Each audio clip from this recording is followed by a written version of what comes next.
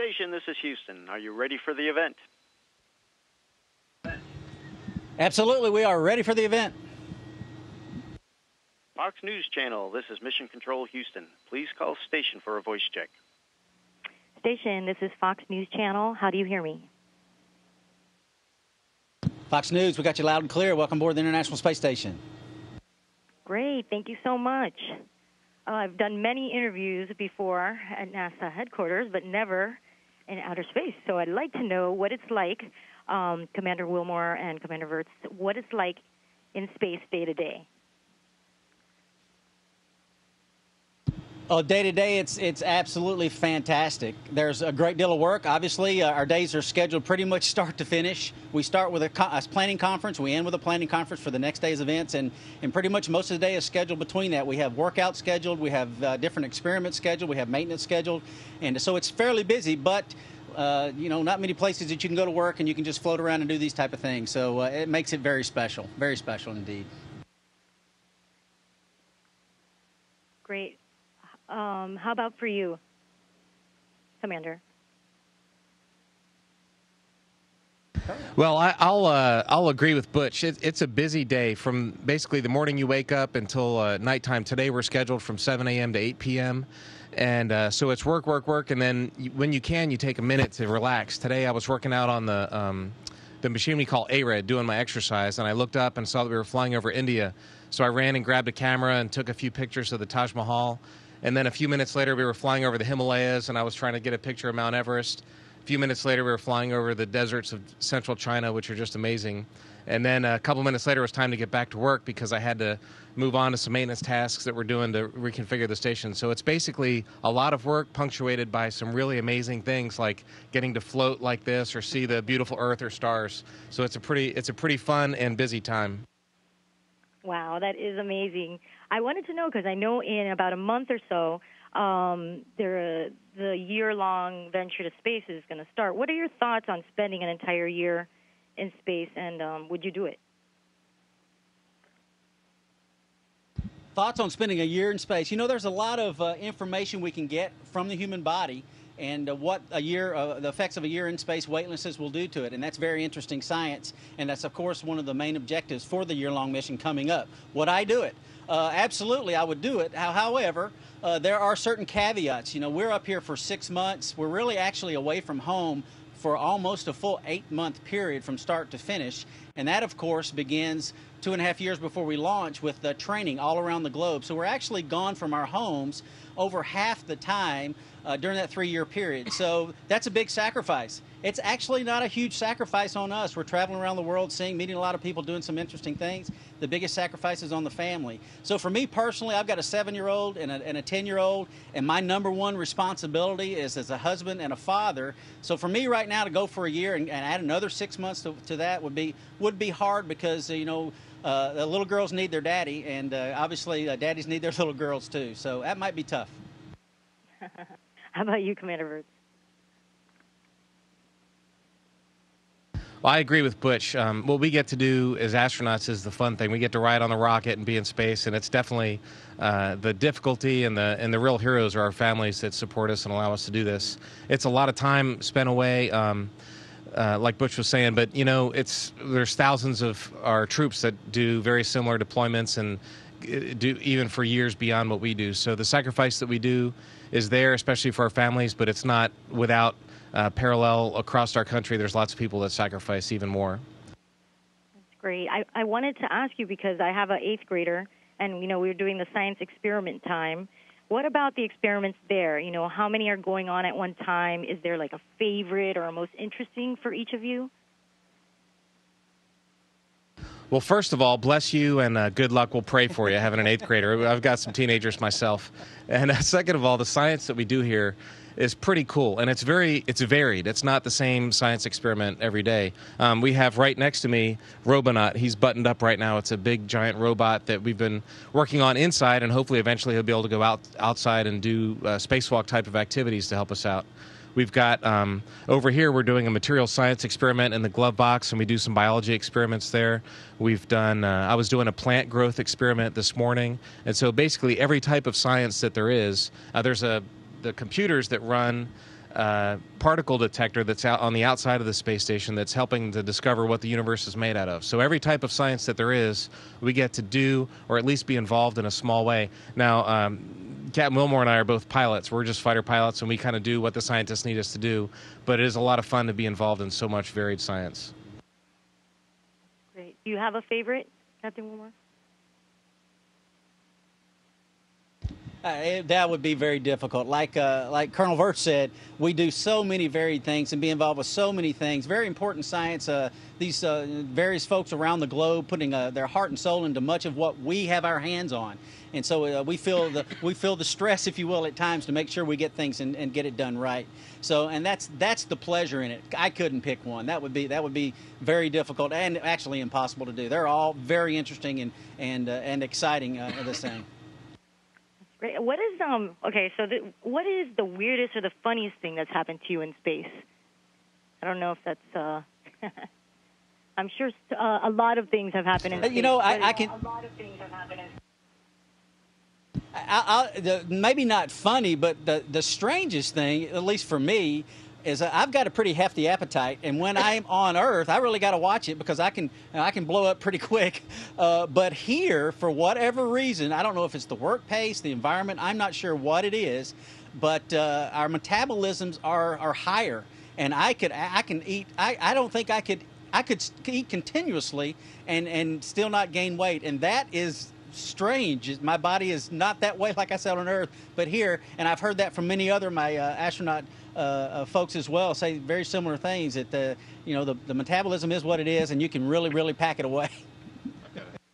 Wow. What about I didn't ask you this. Just last week they had the SpaceX was going to try to land the reusable rocket. I know the seas were too rough. What do you think of their efforts, to create a reusable launch vehicle?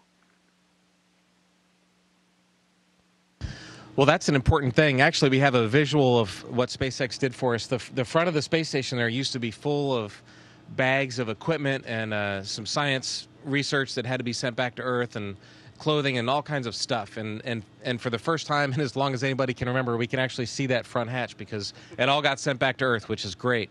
And, of course, one of the main goals of SpaceX and a lot of the other companies that are involved in NASA's commercial efforts, the goal is to reduce the launch costs and make getting into space cheaper. If getting into space is cheaper, then we can do a lot more in space. So that's very important. It's an important part of our future that we're doing as a country. Fantastic. Okay, I know my time is running short here, so since you talked about family, I have to ask about Valentine's Day. How are you keeping in touch with your families? Are you sending a special bouquet of roses? When's Valentine's Day? Tomorrow. Thanks for the reminder. No, of course we're keeping in touch. We have the ability to make phone calls when we have the right amount of satellite coverage, and the NASA sets up a weekly video conference for us. Of course, there's email that we can email our friends and family with. So there is.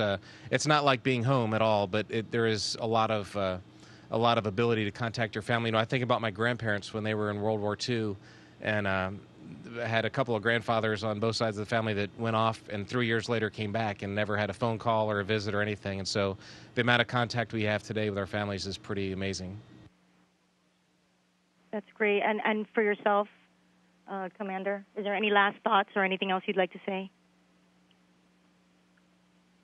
No, I tell you what, the support of the American public, the people, the thousands of people across this our great nation that put their passion and soul into what we do, a lot of what we do, and it's of great benefit to mankind, and we appreciate, of course, all of them, and it's a great thing that we do for our nation as we come together and work together for these great accomplishments, and they are great indeed.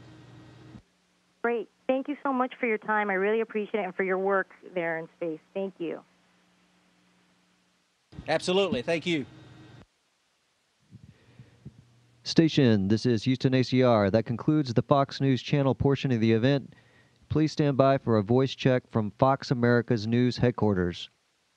Okay.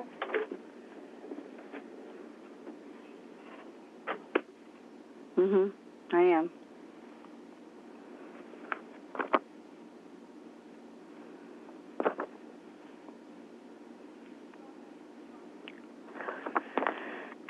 Is this a voice check?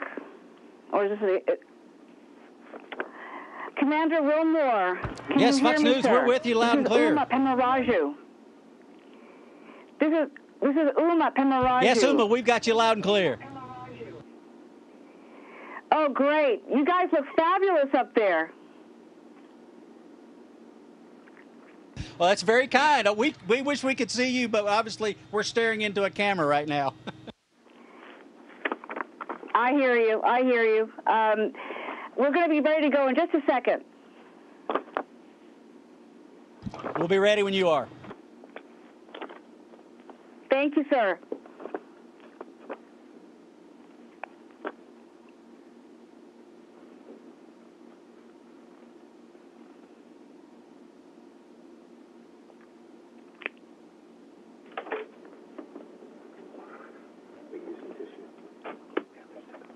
Okay, here we go. Welcome, gentlemen. It's great to see you, and it looks like you're having lots of fun up there at the space station. Oh, absolutely. This is a great place to have fun. There's no doubt. Things, obviously, that you can do here, you cannot do anywhere else. No doubt about that. Commander Wilmore, there's so much going on at the International Space Station at the moment. Give us a sense of what it's like to work in zero gravity and conduct many important experiments. Oh my, that is an interesting question. It's like I said, it's fabulous. It's busy, absolutely busy. We're scheduled pretty much 12 hours a day to include 2.5 hours of physical activity, working out, doing aerobic and anaerobic exercise. But other than that, it's maintenance tasks, it's science, it's a go, go, go pretty much all day, every day. And obviously it's Friday. We're glad it's Friday. We get a weekend as well. And there's many weeks that we've worked hard and we feel like we deserve that weekend, and this past one was one of them. Wow. Terry, one of the key areas that's being tested is the effects of microgravity on cells, along with studying the long-term impact of zero gravity on the human body. Wouldn't you say this is a critical experiment, particularly if man hopes to go to Mars and beyond? Absolutely. That's one of the most important functions that the space station performs, is showing that people can live, work, and thrive in space. And more importantly, when they get back to Earth, come back in good shape. And we've been demonstrating that for 15 years now. We're doing a lot of human experiments with an ultrasound machine, some various scanners that they use to look at our brain, our heart, our eyes. And it seems like every week somebody is getting scanned in some way. So seeing how our bodies react and adapt to space is very important. And of course, with the 15 years of space station and space stations like Mir and Skylab and others before it, we've shown that people really can live and work and function in space for a long period of time. And of course, that's what we need to be able to do if we're going to go on to Mars and even beyond. You know, Commander Wilmore, you've already been in space now for many months, and you return back to Earth next month. What impact so far has this had on your body? And as you pointed out, you do exercise, and that's part of the requirement, isn't it, to exercise every day on board the space station? It is. You know, what effects has it had? We'll find that out when I get back. And we do work out every single day. I've only missed 2 days of working out since I've been here, and I've been here for 4.5 months. And those 2 days were days that we had spacewalks back in October.